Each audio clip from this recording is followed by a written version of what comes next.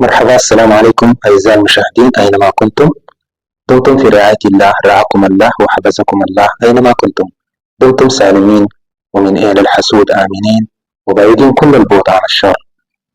طبعا يا شباب، في هذه الأمسية اليوم أريد أقدم لكم كلمات هذه الأسبوع: لا للحرب، لا للحزن، وإن شاء الله شعارنا دائما نعم للسعادة، ونعم للفرح، ونعم للعلم. لا للحرب، لا للحزن. أحزن عندما أرى ميليشيات يرتكبون مجازر عدة ضد الإنسانية، لذلك أقول نعم للحرب. وكيف أقول لا للحرب؟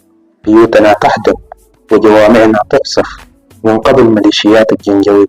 وكيف لا للحرب بعد ما خربوا بلادنا، اغتصبوا فيها أخواتنا وقتلوا أخواننا أبرياء عزة؟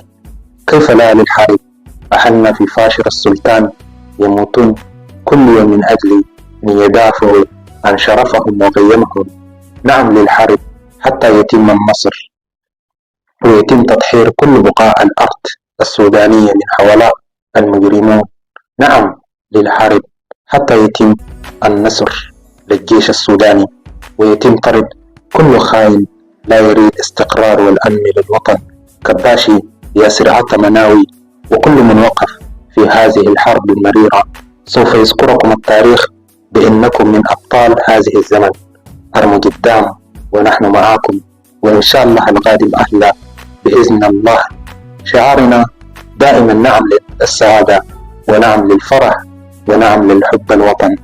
هذه كلمات محمد الأسمر. تحياتي للمجاهدين. أبقوا عافية يا رفاق. السلام عليكم ورحمة الله.